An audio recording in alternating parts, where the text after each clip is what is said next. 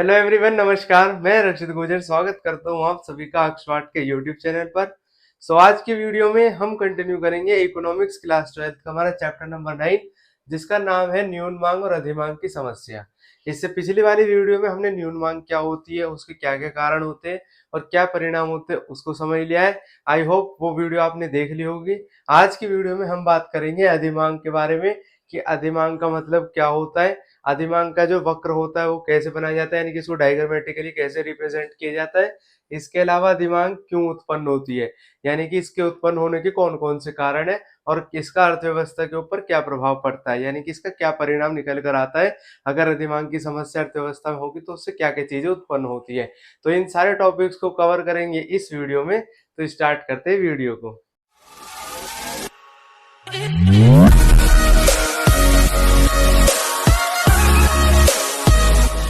सबसे पहले हम देखेंगे अधिमांग का अर्थ क्या होता है। तो जैसे इसके नाम से पता चल रहा है, अधि अधि निकल कर आया एक वर्ड से, जिसको हम हिंदी में बोलते हैं अधिक। तो जब कभी भी मांग अधिक होती है, अब किससे अधिक होती है, पूर्ति से अधिक होती है, तो वो सिचुएशन हो जाएगी अधिमांग की। यानी कि जब मार्केट के अंदर डिमांड ज्यादा हो जाती है और उसके कंपैरिजन में जो सप्लाई होती है वो कम रह जाती है, तो मांग जब भी ज्यादा होगी तो उसको हम अधिमांग कहेंगे। अब इसको लिखा कैसे जाता है उसको समझ लेते हैं। पूर्ण रोजगार स्तर पर समग्र मांग समग्र पूर्ति से ज्यादा होती है। जब कभी भी पूर्ण रोजगार स्तर के ऊपर समग्र मांग समग्र पूर्ति से ज्यादा होती है, तब हम बोलते हैं कि अधिमांग की समस्या उत्पन्न हो चुकी है। तो उसको ही हम अधिमांग कहते हैं। पूर्ण रोजगार स्तर वो स्तर होता है जहां पर 100% लोगों को काम मिला हुआ होता है, जो अर्थव्यवस्था के अंदर है। हमें पता है कि संतुलन वहां पर प्राप्त होता है जहां पर समग्र मांग समग्र पूर्ति के बराबर होती है, और जहां जब सभी लोगों को काम मिल रहा है तो वो पूर्ण रोजगार स्तर है। अब इसका जो डायग्राम बनेगा वो कैसे कैसे बनेगा उसको देख लेते हैं। जब भी हम इसका डायग्राम बनाएंगे तो जैसे हमने पिछले वाले में कर्व बनाया था वैसा ही इसमें कर्व बनाना है। यहाँ पर हम लिखेंगे 0, ये हमारा एक्स एक्सिस हो जाएगा, वाई एक्सिस हो जाएगा। यहाँ पर हम एडी के कर्व को, एस के कर्व को दिखाएंगे तो वो हमने लिख लिया है। नीचे हम इनकम को या जीडीपी को, दोनों चीजों को रिप्रेजेंट करते हैं। उसके बाद में जब एएस का वक्र बनता है, तो मैंने आपको पिछली वीडियो में बताया था कि एएस का जो कर्व है वो 0 डिग्री से स्टार्ट, मतलब 0 पॉइंट से स्टार्ट होता है और एक 45 डिग्री की सीधी लाइन होती है, क्योंकि ये इनकम के बराबर होती है। यहाँ से जब हम एक लाइन सीधी ड्रॉ करेंगे, ये एएस कर्व हो गया। उसके बाद में जो एडी का कर्व है वो कभी 0 से स्टार्ट नहीं होता, वो ऊपर से कहीं से स्टार्ट हो जाता है। तो हम कोई पॉइंट मान लेते हैं, जैसे ये पॉइंट हो गया ओपी। तो जो पी वाला पॉइंट है, यहाँ से एडी का कर्व कुछ इस तरीके से बन रहा है, इसको हमने नाम दे दिया एडी। जिस पॉइंट के ऊपर एडी और एएस का कर्व एक दूसरे को टच करते हैं वो होता है संतुलन बिंदु। यानी कि पूर्ण रोजगार स्तर पर जहाँ एडी और एएस बराबर है, वहां ये दोनों पॉइंट एक दूसरे को, लाइन एक दूसरे को टच करती है, तो वो हो जाता है एडी और एएस का। तो पूर्ण रोजगार स्तर पर संतुलन बिंदु है। अब क्वेश्चन ये आता है कि अधिमांग होने से एडी का कर्व क्या होगा। तो आपको पता है कि जब भी किसी चीज की मांग ज्यादा हो जाती है तो जो एडी का कर्व वो अपने आप ऊपर चला जाएगा। एडी का कर्व अभी पी से स्टार्ट हो रहा है, तो अगर डिमांड ज्यादा हो जाएगी तो एडी का कर्व कुछ यहाँ से स्टार्ट होगा। अगर यहाँ से स्टार्ट हम इसको मान लेते हैं, तब एडी का जो नया कर्व बनेगा वो कुछ इस तरीके से बनेगा। इसका हमने नाम दे दिया AD1। और जो ये वाला पॉइंट है जहां से स्टार्ट हुआ इसको हम बोल देंगे क्यू। तो एडी का जो नया वाला कर्व है वो ऐसे बनता है, जहां पर ये अब नया वाला कर्व मिल रहा है वहां पर एडी और एएस बराबर है, और ये वाला पॉइंट इक्विलिब्रियम का पॉइंट होता है। तो आपको ये बात याद रखनी है कि जो एएस और एडी का पुराना वाला कर्व है, यानी पूर्ण रोजगार स्तर पर एडी और एएस दोनों बराबर है, तो वो हो जाएगा कि एडी और एएस यहाँ पर बराबर है। अब जो यहाँ पॉइंट, इसको पॉइंट को हम नाम दे देते हैं ई, इस पॉइंट को हम नाम दे देते हैं एफ। इसके ऊपर कोई भी पॉइंट हम मान लेते हैं, जैसे मान लो जी पॉइंट है, तो ई और जी के बीच में आपको गैप नजर आ रहा है, ये एक गैप है। जो ये गैप है इसको ही हम अधिमांग बोलेंगे। यानी कि गैप किसकी वजह से होता है, ये अधिमांग की वजह से होता है। यहाँ पर जो मांग है वो बढ़ गई है, तो इसलिए गैप उत्पन्न हुआ। ये बात आपको पता होनी चाहिए। तो ये वाला जो गैप है ये अधिमांग को दिखाता है। अब जो ये पुराना वाला संतुलन बिंदु है, अगर हम इससे नीचे की तरफ एक लाइन ड्रॉ करेंगे बिल्कुल सीधी, तो जो ये वाला पॉइंट हो जाएगा, ये संतुलित जीडीपी को दिखा रहा था पूर्ण रोजगार स्तर पर। तो यहाँ इसको हम नाम दे देते हैं, सपोज करो ए। तो जो ओ ए है वो दिखाएगा पूर्ण रोजगार स्तर पर जीडीपी या पूर्ण रोजगार स्तर पर आय, कुछ भी हम लिख सकते हैं। तो यहाँ पर ये डायग्राम बनकर कंप्लीट हो गया है, जिसमें हमने समझा है कि जो एडी का कर्व है नया वाला और जो एडी का कर्व है पुराना वाला, दोनों के बीच में जो गैप होता है उसको ही अधिमांग कहते हैं। तो अधिमांग के होने से डिमांड का कर्व ऊपर की तरफ खिसक जाता है और दोनों के बीच में गैप उत्पन्न होता है, उसको ही हम नाम दे देते हैं कि ये अधिमांग है। तो ये बात आपको याद रखनी है। तो ये था अधिमांग का अर्थ, ये उसका डायग्राम है। अब हम देखेंगे अधिमांग उत्पन्न क्यों होती है, यानी कि अधिमांग के क्या कारण होते हैं। ऐसे कौन कौन से फैक्टर्स हैं जिनकी वजह से लोग ज्यादा डिमांड करने स्टार्ट कर देते हैं। तो सबसे पहला फैक्टर है इसमें निजी उपभोग व्यय में वृद्धि। कई बार ऐसा होता है कि जो लोग होते हैं वो अपने खर्चे को बढ़ा देते हैं, यानी कि अपने जो कंजप्शन कर रहे हैं उसको बढ़ा देते हैं। जब लोग अपने खर्चे को बढ़ा देंगे तो उसकी वजह से क्या होगा, वो और ज्यादा डिमांड करने लगेंगे।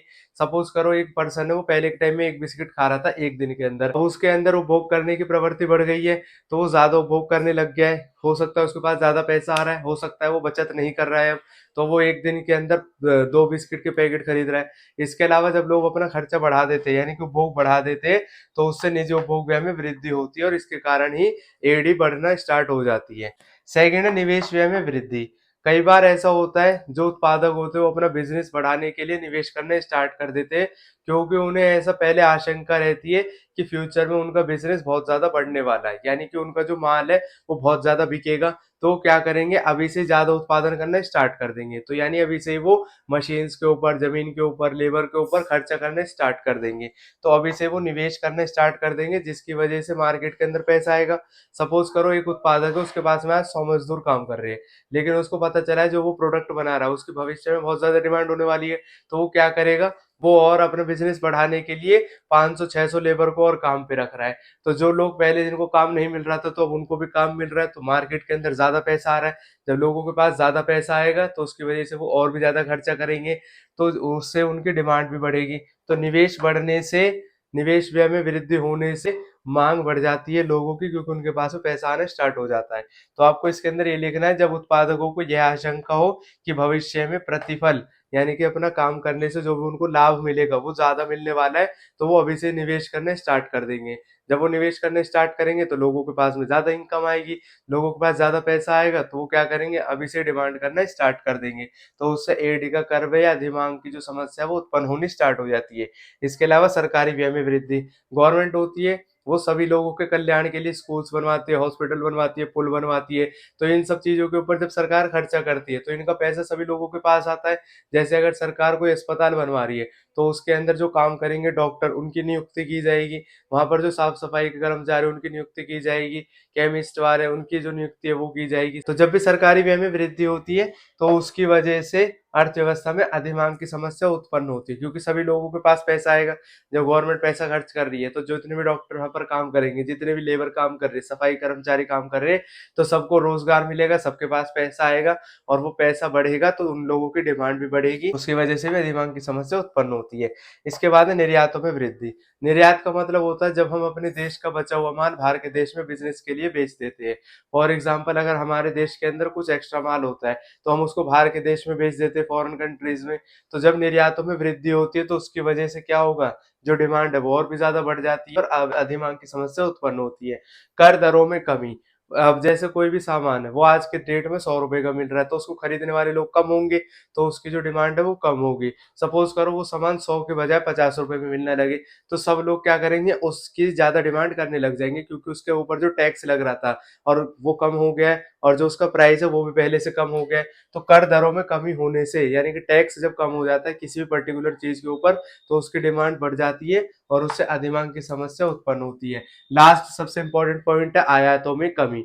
आयात का मतलब होता है जब हम बाहर की कंट्री से कोई भी सामान मंगाते हैं, तो आयात में कमी होने के कारण अर्थव्यवस्था में क्या होगा, हमारे जो घरेलू उत्पाद है उनकी मांग बढ़ेगी, क्योंकि हम बाहर से कोई भी सामान नहीं मंगा रहे और घरेलू उत्पाद को भी मांग रहे। तो जब हमारे देश के अंदर सामान उसकी मांग बढ़ेगी तो उससे अधिमांग की समस्या उत्पन्न होगी। तो अधिमांग के क्या क्या कारण है, सबसे पहला है उपभोग व्यय में वृद्धि। जब लोग अपने उपभोग को बढ़ा देते हैं तो उससे होती है। निवेश व्यय में वृद्धि, जब उत्पादक निवेश करने लग जाते हैं तो उससे लोगों के पास ज्यादा पैसा पहुंचता है। जब लोगों की इनकम ज्यादा होती है तो वो मांग ज्यादा करेंगे, ज्यादा मांग का मतलब अधिमांग की समस्या हो जाएगी। सरकारी व्यय में वृद्धि, जब सरकार अपने खर्चा बढ़ा देती है, जैसे स्कूल्स बनवा रही है, हॉस्पिटल बनवा रही है और भी बहुत सारे काम करवा रही है लोगों के कल्याण के लिए, तो उससे लोगों के पास तो पैसा आ ही रहा है, उसकी वजह से लोगों की इनकम बढ़ रही है। लोगों की इनकम बढ़ेगी तो इसका मतलब लोग अपनी डिमांड को बढ़ा देंगे और अधिमांग की समस्या उत्पन्न होगी। नेक्स्ट, निर्यातों में वृद्धि। निर्यातों में वृद्धि का मतलब होता है कि अधिमांग की समस्या उत्पन्न हो रही है, ज्यादा डिमांड हो रही है। कर दरों में कमी। अगर कोई पर्टिकुलर सामान है उसके ऊपर पहले ज्यादा कर लग रहा था, लेकिन सरकार ने क्या करा, उसका जो टैक्स है उसको कम कर दिया, यानी कि कर की जो दर थी उसको कम कर दिया। जब कर कम हो गया तो उस जो प्राइस है उसका, वस्तु का, वो कम हो जाएगा और प्राइस कम होने से उसकी मांग अपने आप बढ़ जाएगी। नेक्स्ट, आयातों में कमी। जब बाहर के देशों से जो सामान मंगाया जाता है उसमें कमी कर दी जाएगी तो घरेलू देश का जो सामान है उसकी मांग बढ़ जाएगी, और घरेलू देश की मांग बढ़ने का मतलब है कि अधिमांग की समस्या उत्पन्न होगी। यहाँ पर हमने अधिमांग क्या होता है उसको समझा, अधिमांग के कारण को देखा है। अब हम समझेंगे कि अधिमांग होने से अर्थव्यवस्था के ऊपर क्या प्रभाव पड़ता है, यानी कि इसके क्या क्या परिणाम निकल कर आते हैं। आप इसका तब तक एक स्क्रीनशॉट ले सकते हो जिससे आप इसको फर्दर रिविजन के लिए अपने पास स्टोर करके रख सकते हो। तो अब हम देखेंगे कि अधिमांग के क्या क्या परिणाम होते हैं। सबसे पहले हम इन पॉइंट्स को देखेंगे और उसके बाद में इन पॉइंट्स के अंदर क्या क्या बातें लिखनी है जो आपको ध्यान में रखनी है उनको समझेंगे। इन पॉइंट्स को डिटेल में मैंने यहाँ पर समझाया हुआ है। ये बिल्कुल इजी लैंग्वेज में है, जैसा आपके बुक के अंदर दे रखा है उसमें थोड़ी बहुत हार्ड लैंग्वेज हो सकती है जिसको समझना थोड़ा मुश्किल होता है, लेकिन जब आप इन पॉइंट्स को पढ़ोगे तो उसके बाद में आपको आसानी से समझ में आ जाएगा कि इन पॉइंट्स को कैसे कैसे एक्सप्लेन करना है।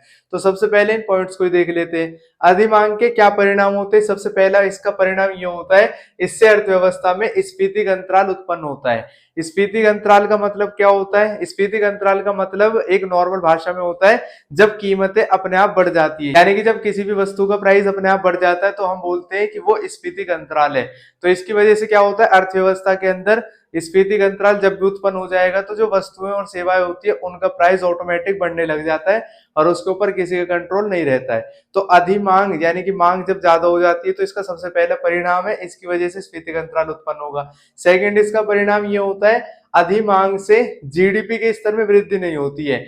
कई बार क्वेश्चन ये आ जाता है दिमाग के अंदर कि जब मांग ज्यादा हो रही है तो पूर्ति को भी बढ़ाया जाएगा, क्योंकि मांग जब ज्यादा होती है तो पूर्ति को बढ़ा देंगे तो उससे जीडीपी के स्तर में वृद्धि होगी। लेकिन हमने चैप्टर के स्टार्टिंग में समझ लिया था कि अभी जो अर्थव्यवस्था है वो पूर्ण रोजगार स्तर पर संतुलन में है। यानी कि पूर्ण रोजगार का मतलब है कि सभी लोगों को जो काम करने के लिए इच्छुक है उनको काम मिल चुका है। अभी कोई भी पर्सन वो बेरोजगार नहीं घूम रहा है, तो यानी कि हमारे पास में कोई आदमी है ही नहीं जिसको काम पे लगाया जाएगा। तो अधिमांग से जब मांग ज्यादा हो जाएगी, मतलब पूर्ण रोजगार स्तर पर जब सब लोगों को काम मिल गया है और उसके बावजूद मांग बढ़ने लग जाए, यानी कि ज्यादा डिमांड होने लगे, तो अब ज्यादा प्रोडक्शन करने के लिए हमारे पास कोई मैन पावर है ही नहीं, यानी कोई आदमी है ही नहीं काम पे लगाने के लिए, तो अब जीडीपी कैसे बढ़ेगा।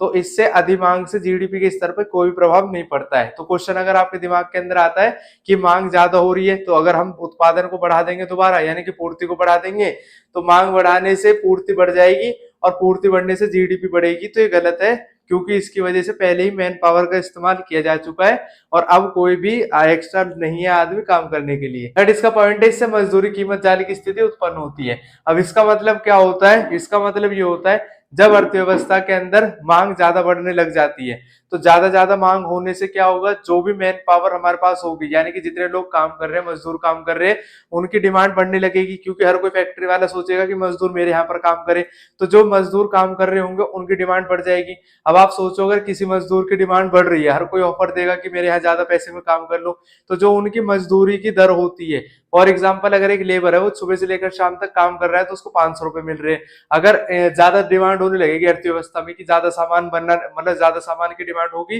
तो उससे क्या होगा, उनसे उन सब फैक्ट्री वाले बोलेंगे कि हमारे यहाँ पर काम करो, तो जो लेबर को 500 रुपए मिल रहे हैं अब वो बढ़कर कितने हो जाएंगे, 700 रुपए हो जाएंगे। तो इसकी वजह से मजदूरी बढ़ जाएगी। अब जब उनकी मजदूरी बढ़ गई है तो जो सामान पहले सस्ता मिल रहा था अब वो सामान का प्राइस भी बढ़ जाएगा, क्योंकि जो प्रोड्यूसर होता है वो भी तो अपना प्रॉफिट करेगा। तो अगर वो 500 रुपए किसी लेबर वाले को दे रहा था और वो सामान उस टाइम पे 10 रुपए का बेच रहा था, जैसे 10 रुपए का बिस्किट है या 20 रुपए का ब्रेड का पैकेट है, अब जब उसकी मजदूरी 700 रुपए हो गई है तो वो इस बिस्किट के पैकेट का प्राइस बढ़ा देगा, वो 10 से 12 कर सकता है, ब्रेड के पैकेट का वो प्राइस है वो 20 से 22 कर सकता है। तो जब मजदूरी बढ़ती है तो उससे कीमतें ऑटोमेटिक बढ़ जाती है। अब जब कीमत बढ़ जाएगी वस्तुओं की तो वो दोबारा से जो ज्यादा मजदूरी की डिमांड करेंगे। इसको हम डिटेल में यहाँ पर समझेंगे, तो उसके बाद में आपको आसानी से समझ में आ जाएगा कि इसके अंदर लिखना क्या है। अभी के लिए आपको सिर्फ ये याद रखना है कि ज्यादा मजदूरी होने से ज्यादा कीमत हो जाती है, और जब ज्यादा कीमत हो जाती है किसी भी सामान की तो फिर लोगों का जो लाइफ स्टाइल है वो बदल जाता है। लाइफ स्टाइल बदलने से वो ज्यादा मजदूरी की डिमांड करने लगते हैं, तो मजदूरी कीमतों का पीछा करती है और कीमतें मजदूरी का पीछा करती है। लास्ट में इसका सबसे इंपॉर्टेंट पॉइंट है, इससे लाभ की हानि होती है। जैसा हमने न्यून मांग में देखा था, न्यून मांग में भी लाभ की हानि होती है, इस वाले में भी लाभ की हानि होती है। लाभ की हानि का मतलब क्या होता है कि जो उत्पादक होते हैं वो, उनके पास में कोई भी मजदूर बचा नहीं है जो काम करेगा। तो अब जब मजदूर है ही नहीं अर्थव्यवस्था में, मांग एज इट इज है। सपोज करो कि 120 बिस्किट के पैकेट की डिमांड हो रही है और प्रोडक्शन अभी 100 बिस्किट के पैकेट का है, तो जो 20 बिस्किट के पैकेट है वो तो ऐसे रह जाएंगे जिनका उत्पादन हो ही नहीं पा रहा है, और उनका उत्पादन नहीं हो पा रहा है क्योंकि पहले से मजदूर फिट है अपने सामान के ऊपर। तो अगर उनको उत्पादन नहीं किया जाएगा तो जो उत्पादक है उसको प्रॉफिट ही नहीं होगा। तो जो 20 बिस्किट के पैकेट है उनकी डिमांड एज इट इज रह जाएगी, बिना पूरी की गई मांग की हानि का सामना करेंगे। तो ये 4 पॉइंट्स है जिसका मैंने आपको बेसिक बेसिक थोड़ा बहुत आइडिया दे दिया है। आई होप ये आपको समझ में आए होंगे। अब इनको डिटेल में समझते हैं कि इसके अंदर एक एक पॉइंट क्या कहता है और कैसे कैसे आपको एक्सप्लेन करके आना है। सबसे पहले आप एक इसका स्क्रीनशॉट ले सकते हो, जिससे आप इसको फर्दर रीडिंग कर सकते हो और अपनी नोटबुक के अंदर इसको नोट डाउन कर सकते हो। अब हम इसको जब समझेंगे तो सबसे पहले हमें स्फीतिक अंतराल के बारे में समझना होगा कि अधिमांग के कारण स्फीतिक अंतराल उत्पन्न हो जाता है। स्फीतिक अंतराल का मतलब मैंने आपको अभी बताया था, स्फीतिक अंतराल का मतलब होता है जब कीमतें ऑटोमेटिक बढ़ने लग जाती है। सपोज करो एक मार्कर है, अभी मिल रहा है 20 रुपए का, ऑटोमेटिक स्फीतिक अंतराल उत्पन्न हो गया मार्केट के अंदर, यानी कि डिमांड बढ़ने लगी है इस मार्कर की। तो अब इसका प्राइस 20 रुपए तो रहेगा नहीं, अब ये 30 रुपए का हो जाएगा। तो जब किसी सामान की ऑटोमेटिक डिमांड बढ़ने लग जाएगी तो उसको हम स्फीतिक अंतराल की सिचुएशन कहते हैं। ये होता किस लिए, ये इसलिए होता है क्योंकि इस सामान की, ये बहुत सारे सामानों की डिमांड अपने आप बढ़ने लग जाती है। तो जब कभी भी अर्थव्यवस्था में डिमांड बढ़ेगी यानी कि अधिमांग की सिचुएशन होगी, अधिमांग को आप याद रखो कि मांग अधिक होगी, तो जब कभी भी मांग अधिक होगी तो उसकी वजह से कीमतें अपने आप बढ़ने लग जाएंगी। इसको एक बहुत ही साधारण उदाहरण से आप समझ सकते हो कि अगर किसी सामान की डिमांड बढ़ेगी तो उसकी कीमत अपने आप बढ़ जाएगी। लेकिन इसके पीछे लॉजिक क्या है, अब इसको समझते हैं। सबसे पहले इंपॉर्टेंट नोट है, इसको आपको याद रखना है कि अधिमांग की स्थिति में उत्पादन को बढ़ाया नहीं जा सकता है। क्यों नहीं बढ़ाया जा सकता है, हमने अभी समझा है, क्योंकि जितने भी लोग हैं वो पूर्ण रोजगार स्तर पर संतुलन की स्थिति में अर्थव्यवस्था, जितने लोग हैं सभी लोगों को काम मिला हुआ है। पूर्ण रोजगार स्तर का मतलब होता है कि सभी लोग जो काम करने के इच्छुक है उनको काम मिला हुआ है, कोई भी पर्सन बेरोजगार नहीं। तो पूर्ण रोजगार स्तर पर संतुलन का मतलब होता है कि सभी लोग जो काम करने के इच्छुक है उनको काम मिला हुआ है और पहले से ही काम पर लगे हुए सभी लोग, कोई भी पर्सन बेरोजगार नहीं है। तो ऐसी सिचुएशन में क्या होगा, जब सभी लोग काम पर लगे हुए हैं तो अगर अर्थव्यवस्था में ज्यादा डिमांड हो रही है तो और भी लोगों को काम पे नहीं लगाया जा सकता क्योंकि कोई भी पर्सन बेरोजगार नहीं है। इसको एक एग्जांपल से समझो, अगर सपोज करो हमारी अर्थव्यवस्था में अभी 100 लोग हैं, ये खाली एग्जांपल समझने के लिए, इसका आपको मतलब ऐसा नहीं है कि 100 ही लोग काम करते हैं, मतलब काम बहुत सारे लोग करते हैं, लेकिन ये सिर्फ समझने के लिए एग्जांपल है। अगर 100 लोग काम कर रहे हैं अर्थव्यवस्था के अंदर और वो लोग मिलकर 80 बिस्किट के पैकेट का उत्पादन कर रहे हैं, तो 100 आदमी मिलकर 80 बिस्किट के पैकेट बना रहे हैं। सपोज करो अर्थव्यवस्था में डिमांड हो जाए कि हमें 120 बिस्किट के पैकेट चाहिए, सभी लोग बोल रहे हैं, सभी ने बिस्किट खाने ज्यादा स्टार्ट कर दिए, तो 120 बिस्किट के पैकेट होने चाहिए। अब जितने लोग काम कर रहे थे अर्थव्यवस्था में वो सारे अब भी काम करेंगे, लेकिन अभी वो प्रोडक्शन 80 का ही कर पाएंगे। तो 40 बिस्किट के पैकेट ऐसे होंगे जिनकी डिमांड एज इट इज बनी हुई है, यानी कि अर्थव्यवस्था में अधिमांग की सिचुएशन हो गई है, और जितने लोग काम कर रहे हैं वही लोग काम करेंगे क्योंकि अब कोई एक्स्ट्रा आदमी बचा ही नहीं है जो काम करेगा। तो पूर्ण रोजगार स्तर पर जो मांग है वो बढ़ गई है, तो मांग बढ़ने से क्या होगा, उत्पादन तो बढ़ाया ही नहीं जा सकता है क्योंकि जितने लोग हैं अर्थव्यवस्था में सभी को काम पहले से मिला हुआ है। और हमने पहले ही समझा था कि टेक्नोलॉजी को हमने स्थिर माना हुआ है, यानी कि टेक्नोलॉजी बढ़ती नहीं है, तो इसलिए उत्पादन के कारकों का पहले इस्तेमाल किया जा चुका है, यानी कि जितने लोग काम करने के इच्छुक हैं उनको पहले काम मिल चुका है, तो उत्पादन को नहीं बढ़ाया जा सकता। अब अधिमांग होने से क्या होगा, अब जितने वर्कर काम कर रहे हैं सब बोलेंगे कि हमारी फैक्ट्री में काम करो, हम आपको ज्यादा पैसे देंगे, तो उससे क्या होगा, अधिमांग से मजदूरों की मांग बढ़ जाएगी, क्योंकि मजदूरों की जो मजदूरी है उसको लालच देंगे कि हमारे यहाँ पे काम करोगे तो आपको ज्यादा पैसा मिलेगा, मजदूरी बढ़ जाएगी। तो इससे उनकी मजदूरों की मांग बढ़ने से मजदूरों की जो मजदूरी है यानी कि जो उनको डेली वेजेस मिलते हैं वो बढ़ जाएंगे। अब ये बढ़ने के बाद में क्या होगा, ज्यादा मजदूरी से उत्पादन करने की लागत भी बढ़ जाएगी। सपोज करो कि अगर कोई उत्पादक है और वो अभी एक मजदूर को 100 रुपए दे रहा है एक दिन के काम करने के, और उसकी मदद से जितना भी बिस्किट का पैकेट का प्रोडक्शन कर रहा है उसको 5 रुपए में बेच रहा है। अगर ये मजदूरी डबल हो जाए, अगर उसको 200 रुपए देने पड़ेंगे अपने लेबरों को एक दिन का काम करने के लिए, तो उसको ये प्राइस भी बढ़ाना पड़ेगा बिस्किट का, क्योंकि उसको तभी तो प्रॉफिट होगा। अगर 200 रुपए इनको दे रहा है और उसके बाद में 5 रुपए का ही बिकेगा तो उसको खुद तो कोई प्रॉफिट होगा नहीं, तो वो क्या करेगा, इस बिस्किट के पैकेट को प्राइस को भी डबल कर देगा। तो इससे क्या हुआ, अर्थव्यवस्था में जो सामान होता है यानी कि जो उत्पादन की लागत है वो बढ़ गई। उत्पादन की लागत बढ़ने से वस्तुओं का जो प्राइस है वो ऑटोमेटिक बढ़ जाता है, ये यहाँ पर लिखा हुआ है। उत्पादन लागत बढ़ने से क्या होगा, वस्तुओं की जो कीमत है वो अपने आप बढ़ जाएगी, क्योंकि जो पहले बिस्किट का पैकेट 5 रुपए का मिल रहा था वो 10 रुपए का मिलेगा। क्यों मिलेगा, क्योंकि जो मजदूर है उसकी मजदूरी बढ़ गई। मजदूरी बढ़ने से उत्पादन की लागत बढ़ गई, ये लागत बढ़ने से ऑटोमेटिक जो प्राइस है वो हाइक पर हो जाएगा, यानी कि वो ज्यादा हो जाएगा। तो ये आपको याद रखना है कि अधिमांग होने से यानी कि डिमांड ज्यादा होने से संसाधनों की मांग बढ़ जाएगी। संसाधन का वर्ड इस्तेमाल किया गया मजदूरों के लिए, तो अगर संसाधन आपको याद ना हो तो आप मजदूर याद रख लेना कि मजदूरों की मांग बढ़ जाएगी। अब मजदूरों की मांग बढ़ने से क्या होगा, उनकी मजदूरी बढ़ जाएगी। मजदूरी बढ़ने से उत्पादन लागत बढ़ जाएगी। जो उत्पादन पहले सस्ते में हो रहा था अब वो महंगे में किया जाएगा। इससे वस्तुओं की जो सामान्य कीमत स्तर है वो बढ़ जाएगी। तो यहाँ पर इसको डायरेक्ट समझा जा सकता है कि इससे स्फीति का अंतराल यानी कि कीमतों का बढ़ना होता है। अधिमांग का ही सबसे पहला परिणाम होता है कि इसकी वजह से कीमतों का बढ़ना होता है। अब इसका जो सेकंड पॉइंट है कि जीडीपी स्थिर रहता है। हमने अभी देखा है कि अधिमांग से जीडीपी स्तर बढ़ता नहीं है। क्यों नहीं बढ़ता, क्योंकि जो संसाधन है उनका पूर्ण उपयोग पहले किया जा चुका है, यानी कि जितने लेबर अर्थव्यवस्था में मौजूद है सबको पहले काम मिल चुका है। अब कोई भी एक्स्ट्रा मजदूर नहीं बचा हुआ है, तो इससे सिर्फ कीमत स्तर बढ़ता है, यानी कि इससे सिर्फ वस्तु और सेवाओं के जो सामान्य कीमत स्तर है, जो अभी 5 रुपए का बिस्किट का पैकेट मिल रहा है वो 10 रुपए का हो जाएगा। तो जो कीमत स्तर है वो वही बढ़ेगा, इससे जो वस्तु और सेवा है उनको नहीं बढ़ाया जा सकता है। तो ये इसका सेकंड पॉइंट हो गया है। थर्ड पॉइंट है मजदूरी कीमत जाल। जैसा हमने फर्स्ट पॉइंट में देखा है मजदूरी कीमत जाल, सेम इसको इसमें एक्सप्लेन करना है। अब आपको क्या लिखना है इसमें, अधिमांग से मजदूरी की दर बढ़ती है। अधिमांग होगी तो जो मजदूर काम कर रहे हैं उनको भी डिमांड बढ़ जाएगी, क्योंकि सब बोलेंगे कि हमारे यहाँ पर काम करो। जब मजदूरों की डिमांड बढ़ जाएगी तो उससे उनकी जो मजदूरी की दर है वो भी बढ़ जाएगी, उनको ज्यादा पैसा मिलेगा। मजदूरी की दर बढ़ने से क्या होगा, कीमत स्तर बढ़ जाएगा। यानी कि जब मजदूरी की दर बढ़ेगी, यानी कि जितना एक लेबर को आज पैसा दिया जा रहा है, अधिमांग होने से उनकी जो पैसा है वो बढ़ा दिया जाएगा। वो बढ़ने से वस्तुओं का प्राइस ऑटोमेटिक बढ़ जाएगा, क्योंकि उत्पादन की जो लागत है वो बढ़ गई है। अब इसमें क्या होगा, मजदूरी दर बढ़ने से कीमत स्तर बढ़ गया, कीमत 5 से 10 रुपए हो गई है। फिर दोबारा ज्यादा कीमत हो गई, तो अब जो मजदूर काम कर रहे हैं फैक्ट्रीज में वो भी तो अपना घर चलाने के लिए खाना पीना खाएंगे, तो वो भी खर्चा करेंगे। अब वो अगर ज्यादा खर्चा करने पड़ेगा उन्हें, क्योंकि पहले उनको 100 रुपए मिल रहे थे तो 5 रुपए का बिस्किट का पैकेट वो आसानी से खरीद ले रहे थे। अब अगर उनको 200 रुपए मिल रहे तो वो बिस्किट का पैकेट एक ही 10 रुपए का मिल रहा है। यहाँ पर मैंने आपको एग्जाम्पल बिस्किट का दिया है, लेकिन इसकी जगह पर आप आटा दाल चावल कोई भी एग्जाम्पल जो आपको सूटेबल लगता है उसको पुट करके देखोगे तो आसानी से समझ में आएगा। तो अगर 100 रुपए किसी मजदूर को मिल रहे तो वो 5 रुपए का बिस्किट का पैकेट खरीद रहा है। अगर उसको 200 रुपए मिल रहे हैं तो वो 10 रुपए का बिस्किट का पैकेट खरीद रहा है। तो यानी कि जो उसका खर्चा है वो भी तो बढ़ गया है।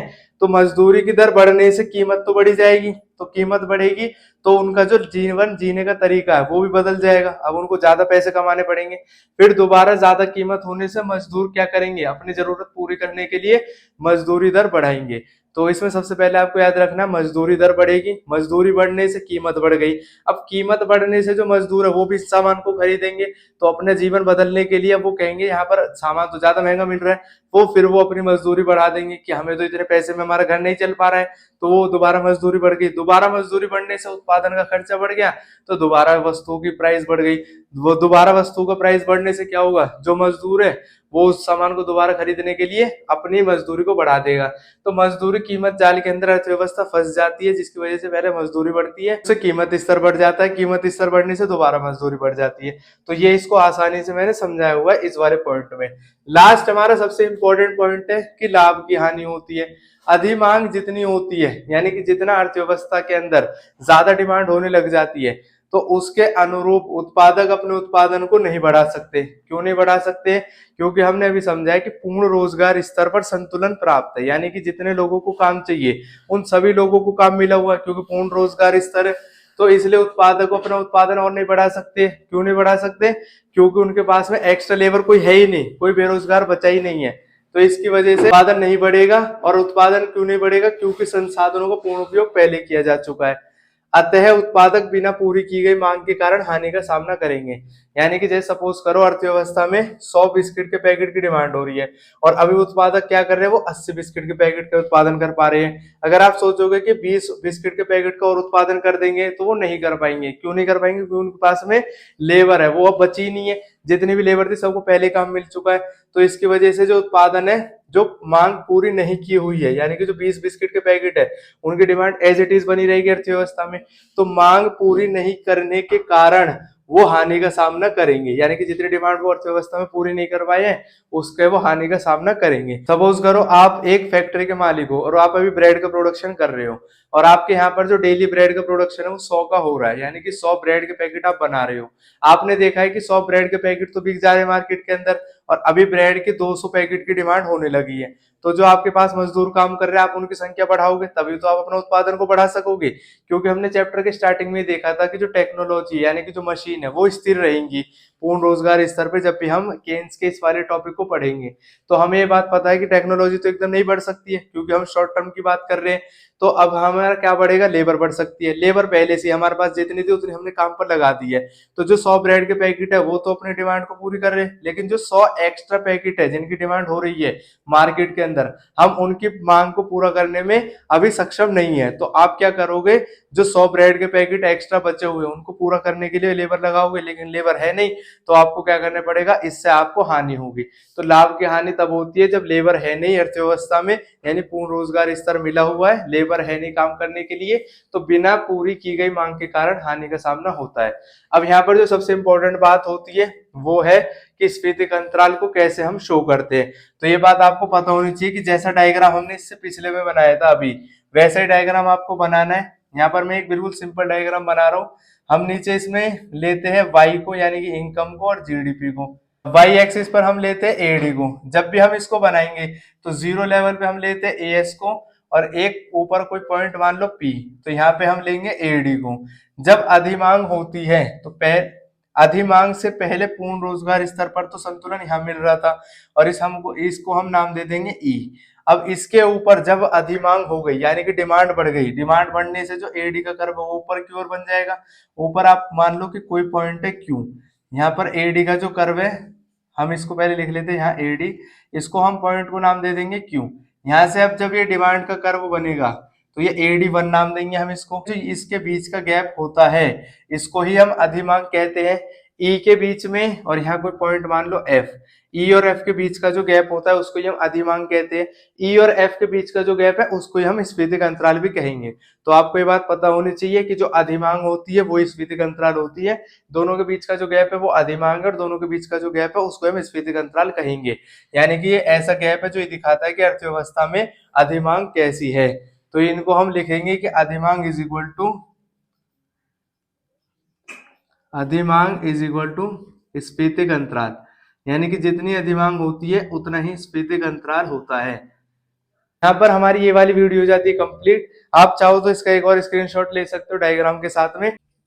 तो ये वीडियो हमारी हो गई है कंप्लीट, जिसमें हमने समझा है कि अधिमांग के क्या क्या परिणाम होते हैं, अधिमांग क्या होती है, अधिमांग का डायग्राम कैसे बनता है, अधिमांग होने के क्या क्या कारण है, यानी कि किन कारणों की वजह से अधिमांग की समस्या उत्पन्न होती है। आई होप ये सारे कॉन्सेप्ट्स आपको समझ में आए होंगे। अब आपको क्या करना है, जो भी बुक के अंदर आपके कॉन्सेप्ट्स दे रखे हैं, जो भी पॉइंट समझा रखे हैं, उनको आपको अच्छे से पढ़ना है। जब आप ये वीडियो देख लोगे, इन पॉइंट्स को एक बार रीड कर लोगे, अपनी नोटबुक में लिख लोगे, तो उसके बाद में आपको जो बुक के अंदर कॉन्सेप्ट दे रखा है वो आसानी से समझ में आ जाएगा।